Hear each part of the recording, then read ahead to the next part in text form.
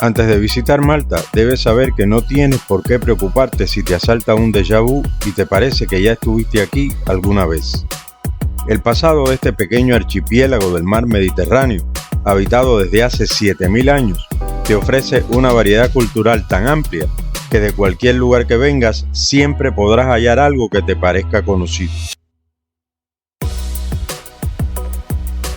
Pero sin adentrarnos en la historia, Malta es un paraíso desde mayo hasta finales de octubre para quienes buscan sol y mar.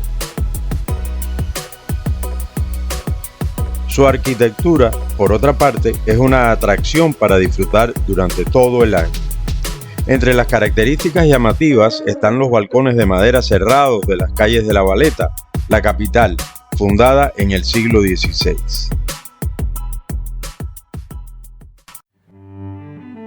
Si disfrutas el arte, no debes dejar de visitar iglesias y palacios como la Concatedral de San Juan, donde podrás ver el cuadro La decapitación de San Juan Bautista, una de las obras más importantes de Caravaggio.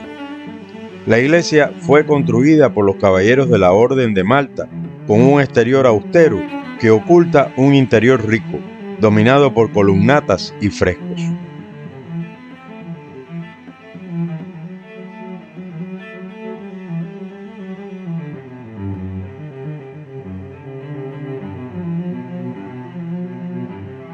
Otra joya arquitectónica de Malta es la iglesia de Mosta, con una de las cúpulas sin soporte más grandes del mundo.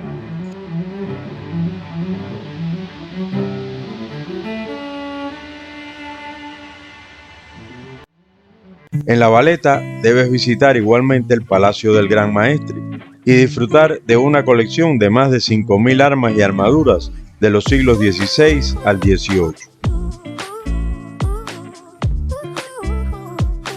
Entre las construcciones emblemáticas está también el Palacio de Congresos del Mediterráneo o Sacra Infermería, un antiguo hospital de los Caballeros Templarios.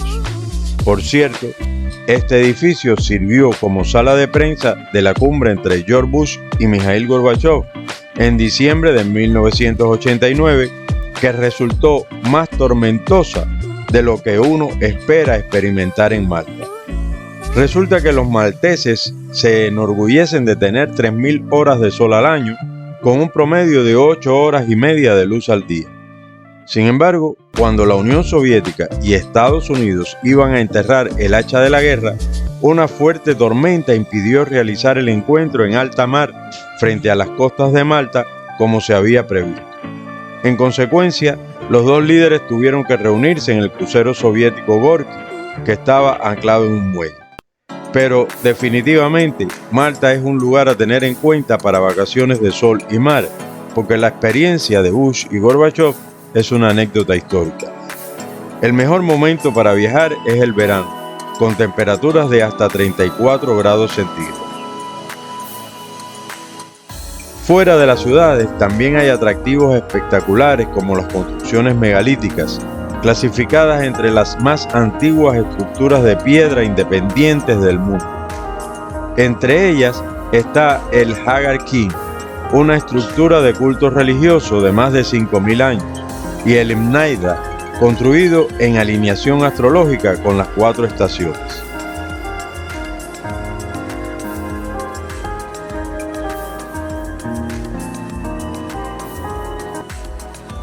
Y si indagamos de dónde procede toda esta variedad cultural, incluyendo la gastronómica, es fácil de entender, haciendo una breve revisión histórica.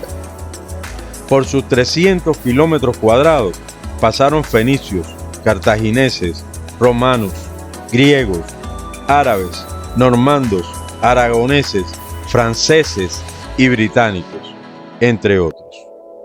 Toda esa herencia cultural puedes apreciarla en el país, constituido por las islas de Malta, Gozo y Comino.